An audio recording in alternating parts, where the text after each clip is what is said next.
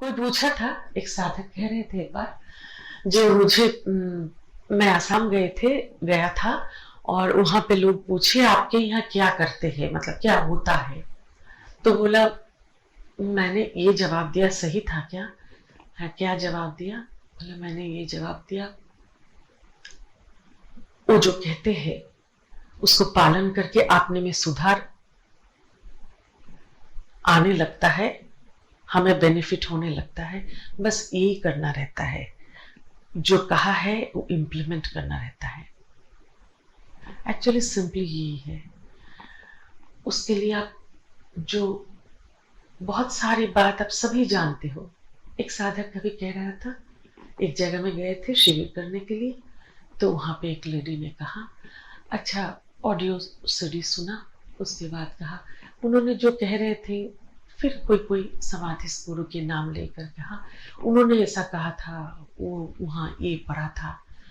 जो साधक ने बोला, वो तो सभी ने सब कुछ कह के गए लेकिन हमने पालन नहीं किया ना, इसलिए अभी भी वो एक ही बात कहते हैं। तो इन लोग युग युग में आते हैं, बात तो वही कहते हैं, आप पालन कितना किया है उसके ऊपर। अब हमें हमारी आदत समझने के लिए एक एक छोटी एग्जांपल या स्टोरी, इजियर टू अंडरस्टैंड।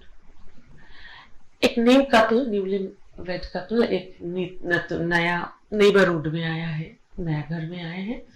सुबह जब ब्रेकफास्ट के लिए बैठे हैं, ऐसे ही कांच की जो विंडो है उस साइड में जो नेबर है दिखाई दे रहा है, उन्होंने कपड़ा डाला, यानी कपड़ा सूखने के लिए डाला।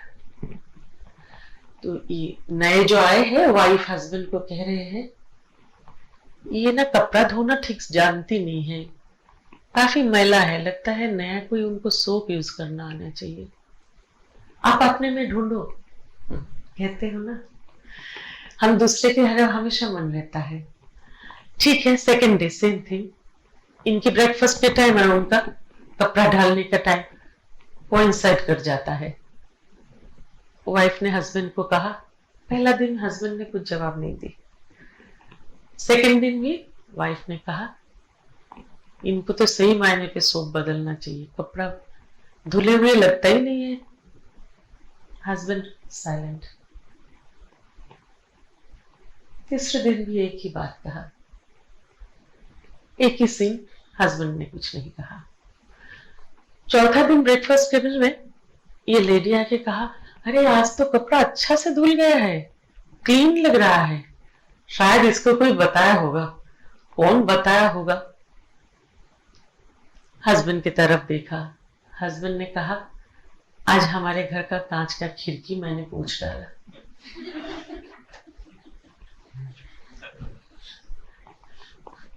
ऐसे तो वो जो साधक कहा, उन्होंने कहा वो पालन करना चाहिए।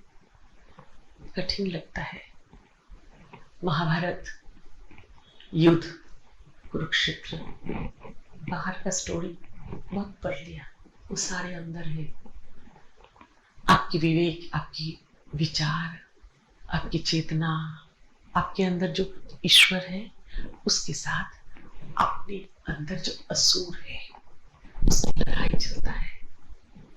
वो राम रावण कहो और कुरुक्षेत्र कहो या दुर्गा की असुरवध कहो, सब तुम्हारे अंदर है। तुम सभी अच्छी बातें जानते हो, स्क्रिप्चर्स पढ़ते हो, सत्संग करते हो, अच्छे चर्चा करते हो, लेकिन सब चर्चा में रह जाता है। When it comes to you, तुम चेंज नहीं होते। You have to work with it.